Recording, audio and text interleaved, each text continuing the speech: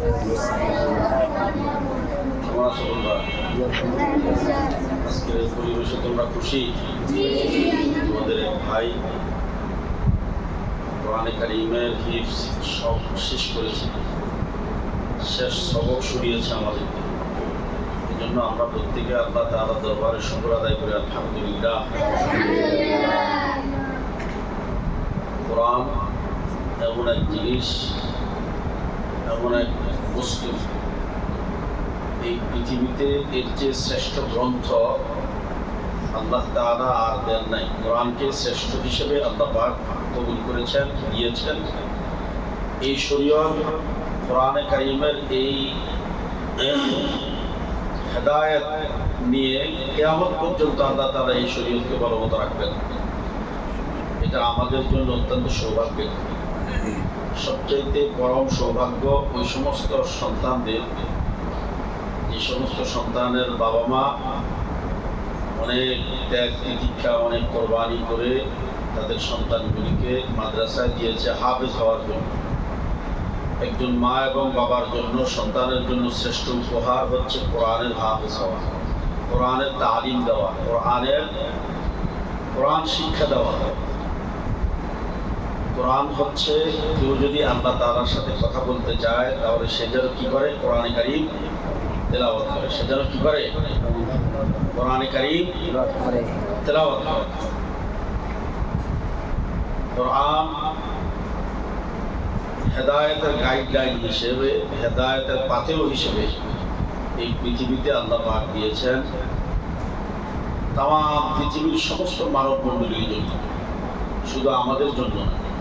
হুদাল লিন্নাস ওয়া বাইয়িনাতিন মিনাল হুদা ওয়াল ফুরকান। আল্লাহ তাআলা কোরআনকে হেদায়েতের দলিল হিসেবে, হেদায়েতের গাইডলাইন হিসেবে আল্লাহ পাক এই কোরআনকে অবতীর্ণ করেছেন তামাম পৃথিবীর সমস্ত মানব মণ্ডলীর জন্য, সমস্ত মানুষের জন্য। অর্থাৎ যে কোরআনকে আঁকড়ে ধরবে সে হেদায়েত পাবে। যে কোরআন অনুযায়ী নিজের জীবনকে পরিচালিত করবে, যে কোরআন অনুযায়ী ব্যক্তি জীবন, পারিবারিক জীবন, সামাজিক জীবন, অর্থনৈতিক জীবন, রাষ্ট্রীয় জীবন যারাই পরিচালনা করতে পারবে তারাই হচ্ছে সফল কাম, তারাই হচ্ছে কি সফল কাম, তারাই হচ্ছে কামিয়াব। এছাড়া এই কোরআনের বাহিরে অন্য কোনো বিধান, অন্য কোনো পদ্ধতি যে যত বেশি আবিষ্কার করুক না কেন, এটা এই পৃথিবীর মধ্যেই নিক্ষিপ্ত হয়ে যায় আস্তে আস্তে। যুগে যুগে আমরা দেখেছি বিভিন্নভাবে বিভিন্ন জন বিভিন্নভাবে চেষ্টা করেছে এই কোরআনের ভুল ধরতে, কোরআনকে সেকেলে বলা, কোরআনকে পুরাতন কিছু বলা। এরকম যারাই এরকম করেছে তারাই কি ডাস্টবিনে নিক্ষিপ্ত হয়েছে। যারা কোরআনকে আঁকড়ে ধরেছে তারা সম্মানিত হয়েছে এবং তারা সম্মানিত হবে ইনশাআল্লাহ। পৃথিবীর মানুষ, জগতের মানুষ মনে করে এই পৃথিবীতে সফল হচ্ছে তারা, যাদের ব্যবসা বাণিজ্য অনেক ভালো তারা হচ্ছে সফল। তারা কি মানুষ মনে করে যাদের অনেক বড় ব্যবসা, ওই ব্যবসায়ী মনে করে আমি সফল।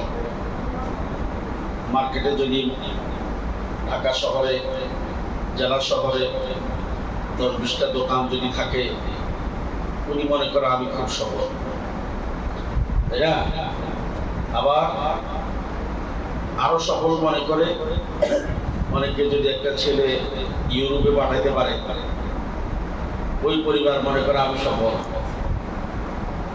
কথা বুঝাচ্ছে? তোমরা এখন বুঝতেছো না। আমাদের মতো অথবা আরেকটু বড় যখন হবে তখন বুঝতে পারবে, অথবা তোমরা যখন সত্যিকার অর্থে কোরআনকে এখন শুধু হিফজ করতেছো, যখন আলেম হবে তখন বুঝতে পারবে যে আমার এই কথাগুলি সঠিক কিনা। আমাদের উস্তাদরা এখানে আছে। অনেক মানুষ এরকম মনে করে মানুষ আরো সফলতা খোঁজে দুনিয়ার মধ্যে কিভাবে। একটা মেয়েকে যদি বিবাহ দিতে পারে কোনো ধনাঢ্য ব্যক্তির কাছে, সম্ভ্রান্ত পরিবারে, মনে করে আমি সফল। একটা 5 তলা বিল্ডিং যদি করতে পারে, মনে করে আমি সফল। সাথে যদি গাড়ি থাকে তাহলে তো আরো সফল মনে করে। কিন্তু আল্লাহ তাআলা বলতেছেন ফামান যুহজিহা আনিন নার ওয়া উদখিলাল জান্নাতা ফাকাদ ফাজ। আল্লাহ পাক বলতেছেন যে জাহান্নামের আগুন থেকে বাঁচতে পারবে, আল্লাহ পাক বলেন যে জাহান্নামের আগুন থেকে বাঁচতে পারবে সেই হচ্ছে সফল, সেই হচ্ছে কামিয়াব। এখন জাহান্নামের আগুন থেকে বাঁচতে হলে আল্লাহর পরিচয় জানতে হবে, শরীয়তের হুকুম আহকাম জানতে হবে, রাসূল কারীম সাল্লাল্লাহু আলাইহি ওয়াসাল্লামের বিধিবিধান জানতে হবে কিনা? এগুলি কিভাবে জানবো? এগুলি জানতে হলে কোরআনকে জানতে হবে, এগুলি জানতে হলে হাদিসকে জানতে হবে, রাসূলের সুন্নাহকে জানতে হবে। আর এগুলি জানতে হলে কোথায় আসতে হবে? রাস্তায়। ওস্তাদের শরণাপন্ন হতে হবে, ওস্তাদের সামনে দর্শ নিতে হবে। তাহলে এগুলি সব জানা যাবে এবং আমল করা যাবে, এবং নিজেকে, পরিবারকে, জাতিকে, দেশকে অনেকাংশে একজন আলেমের ভূমিকা অনেক অপরিসীম। জাতির জন্য, উম্মার জন্য এত দরদ একজন আলেমের। ইচ্ছা করলে একজন আলেম ব্যবসা করে অনেক কিছু বড় উন্নতি করতে পারে, দুনিয়ার সফলতায়, দুনিয়ার সফল হতে পারে, অনেক বড় ব্যবসা করতে, ব্যবসায়ী হয়ে যেতে পারে। কিন্তু একজন আলেম সেদিকে না ঝুঁকে মাদ্রাসায় পড়ায় শুধুমাত্র আখিরাতের সফল কামের জন্য। কিসের জন্য? আখিরাতের সফলতার জন্য। আমাদের এই ওস্তাদরা ব্যবসার যে মাসাইল পড়েছে, ব্যবসায় সম্পর্কে যে কোরআনে কারীমের যে আয়াতগুলি পড়েছে এবং তাফসীর সহ সূরাতুল মুতাফফিফিন, এই সূরা নাযিল করছে আল্লাহ তাআলা ব্যবসায়ীদের সম্পর্কে। এবং আরো বহু আয়াত আছে, আহাল্লাল্লাহুল বাই'a ওয়া হাররামার রিবা, এরকম অনেক আয়াত আছে ব্যবসা সম্পর্কে। আল্লাহ তাআলা ব্যবসাকে হালাল করেছেন, সুদকে হারাম করেছেন, বিভিন্ন এরকম ব্যবসার আয়াত আছে। এবং মাসাইলের কিতাবের মধ্যে হেদায়া একটা গ্রহণযোগ্য কিতাব। এই গ্রহণযোগ্য কিতাব, হেদায়াতের কি হয়, ফতোয়া আসে। এই গ্রহণযোগ্য কিতাবে একটা অধ্যায় আছে কিতাবুল বুয়ু, কি ব্যবসা সম্পর্কে। তাহলে এই আলেম ওলামারা ব্যবসা সম্পর্কে আল্লাহ পাক তাদেরকে জানাইতেছেন, বলতেছেন যে ব্যবসার মধ্যে এইভাবে এইভাবে ব্যবসা করা যায়, করলে মানুষকে, আলেমরা যদি ব্যবসা করে তাহলে জাতি ঠকে না, মালের মধ্যে ভেজাল করে না। কিন্তু এরপরেও আমাদের দেশে দেখা যায় অনেক ওলামায়ে কেরাম শুধুমাত্র ইলমের খেদমত করে পরকালীন জগতে নাজাতের আশা, পরকালীন জগতে নাজাতের আশা। আমাদের এক একজন ওস্তাদ সারা দিন রাত দিয়ে মেহনত করে। এই 24 ঘন্টার এই মেহনত যদি ব্যবসার মধ্যে করত, এক একজন ওস্তাদ প্রতি মাসে লক্ষ টাকা কামাইতে পারত, লাখ টাকা কি কামাইতে পারত, এটা কোনো বিষয় না। আমি এই ইলমের দরস তাদরিসের পাশাপাশি ছোটখাটো টুকটাক ব্যবসা বাণিজ্য করি। ওই ব্যবসা বাণিজ্য করতে গিয়ে আমিও বুঝি, যদি সারাদিন এইটার সকল, এটার ফিকির না করে শুধু ব্যবসার মধ্যে করতে পারতাম, ব্যবসায়ী অনেক বড় ব্যবসায়ী হবে। কিন্তু আল্লাহ তাআলা আমাদেরকে আসলে শুধুমাত্র ব্যবসার জন্য ওলামায়ে কেরামকে আল্লাহ পাঠান নাই, জাতিকে পাঠান নাই। আল্লাহ পাক বান্দাকে এই পৃথিবীতে পাঠিয়েছেন। ওয়াইদ ক্বালা রাব্বুকা লিল মালাইকাতি ইন্নী জাইলুন ফিল আরদি খলিফা। আল্লাহ পাক এই পৃথিবীতে পাঠিয়েছেন আমাদেরকে আল্লাহর প্রতিনিধি হিসেবে, আল্লাহর প্রতিনিধি হিসেবে। পরকালীন জগতে আল্লাহর সামনে দাঁড়াইতে হবে। আল্লাহ পাক আমাদেরকে জিজ্ঞেস করবেন আমাদের দায়িত্ব কর্তব্য সম্পর্কে। আল্লাহ যে আমাদেরকে পাঠিয়েছেন, আমাদেরকে যে জিম্মাদারি দিয়েছেন, আমাদেরকে যে ইলম দিয়েছেন, এগুলিকে আমরা কোন কাজে ব্যবহার করেছি, আমাদের মূল্যবান জীবনকে কোন কাজে ব্যবহার করেছি, আমাদের সুস্থতাকে কোন কাজে ব্যবহার করেছি, আমাদের অর্থকে কোন কাজে ব্যয় করেছি, এই সামগ্রিক বিষয়ে আল্লাহ পাক জিজ্ঞেস করলেন। কথা বুঝাচ্ছে? এই জিজ্ঞেস করলে আমরা আল্লাহ পাকের কাছে যেন ধরা না খাই, আল্লাহ পাক যেন আমাদের প্রতি সন্তুষ্ট থাকেন এবং লা খাউফুন আলাইহিম ওয়া লা হুম ইয়াহজানুন, আমাদের আলহামদুলিল্লাহ আমরা মনে করতে পারি যে এলেমের সাথে যারা আছে তারা আল্লাহ পাকের পরিবার, আল্লাহর পরিবার যারা, তাদের কোনো চিন্তা নাই, তাদের কোনো ভয় নাই, তাদের কোনো কি নাই, ভয় নাই। ওয়ালা তাহিনু ওয়ালা তাহজানু ওয়া আনতুমুল আ'লাউনা ইন কুনতুম মুমিনিন। যদি তোমরা মুমিন হও, তখন আল্লাহ পাক এভাবে বলে দিয়েছেন, তাহলে কোনো চিন্তা নাই, কোনো ভয় নাই। আমি তো আশা করতে পারি যে আলহামদুলিল্লাহ, আমার বিশ্বাস যে আমরা প্রত্যেকেই চেষ্টা করতেছি পরিপূর্ণ মুমিনের খাতা, পরিপূর্ণ ঈমানের মধ্যে, ঈমানদারের মধ্যে আমরা থাকার জন্য আমরা চেষ্টা করি এবং আমাদের সন্তানগুলিকে সেই ধাঁচে আমরা মেহনত করি। তোমরা কি বলো? তাহলে আজকে এই হিফজ যে ছেলে শেষ করেছে, তোমরা যারা পড়তেছ, তোমরা যারা চেষ্টা করতেছ, প্রত্যেকেই সৌভাগ্যবান। প্রত্যেকে কি সৌভাগ্যবান? প্রত্যেকেই সৌভাগ্যবান। উস্তাদরাও সৌভাগ্যবান। খায়রুকুম মান তাআল্লামাল কুরআনা ওয়া আল্লামা। অর্থ কি?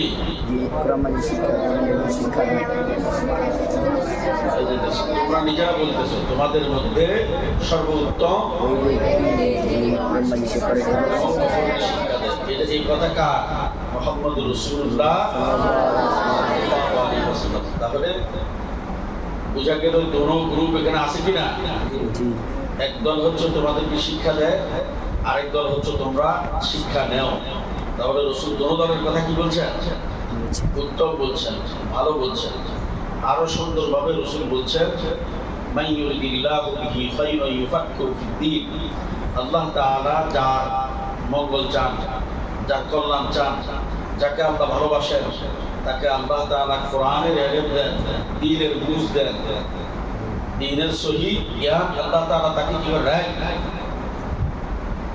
আল্লাহ তাআলা দ্বীনের সহি জ্ঞান দান করেন। তাহলে বুঝতে হবে আল্লাহ পাক তোমাদের সবাইকে ভালোবাসেন।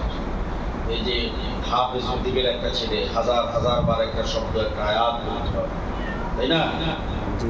এই হরফগুলির এক একটা হরফ যদি কেউ পড়ে কমপক্ষে 10 নেকি, কমপক্ষে কয় নেকি? 10 নেকি।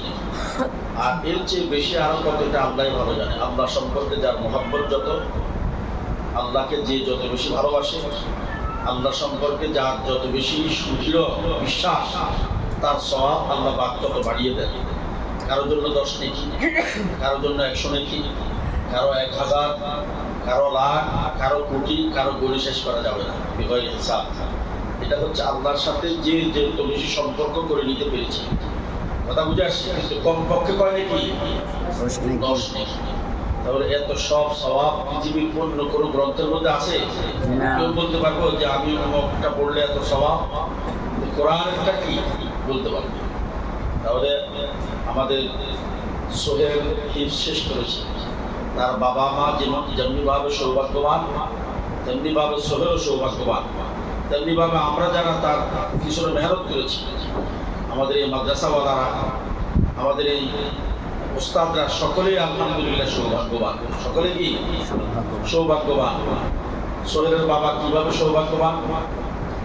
যে সমস্ত সন্তানদের বাবা মায়েরা তাদেরকে আল্লাহর পরিচয় শিখায় না, রসুল শিখায় না, কোরআন শিক্ষা দেয় না, ইসলাম শিক্ষা দেয় না, মানবতা শিক্ষা দেয় না, ওই সমস্ত ব্যক্তিরা পরকালীন জগতে যখন গ্রেপ্তার হবে, আল্লাহ পাক কোরআনে কারীমের মধ্যে বলেন, খুদু ফাকুল্লু, ফেরেশতাদেরকে বলবে যে তাকে গ্রেপ্তার করো, তাকে ধরো, পাকড়াও করো। আল্লাহ যখন বলবে ফেরেশতাকে পাকড়াও করবে, কি দুনিয়ার মধ্যে ছিল উদাসীন, দুনিয়ার মধ্যে নামাজের খবর ছিল না, আল্লাহর হুকুমের খবর ছিল না, বিধিবিধানের তোয়াক্কা ছিল না, না হালাল ছিল না হারাম ছিল, কোনো বাস বিচার ছিল না। কেন? তার সে এলেমও নাই, আবার এলেম থাকলে আমলও নাই। এই অবস্থায় যখন ধর্মে পাকড়াও করবে, তখন ওই ব্যক্তি বলবে, রব্বানা আতিহিম দি'ফাইনি মিনাল আযাব ওয়া লা'আনহুম লা'নান কাবীরা। আল্লাহ, আপনি আমাকে আযাব দেওয়ার আগে আমার মা বাবাকে এর চেয়ে ডবল আযাব, দ্বিগুণ আযাব দেন। কেন?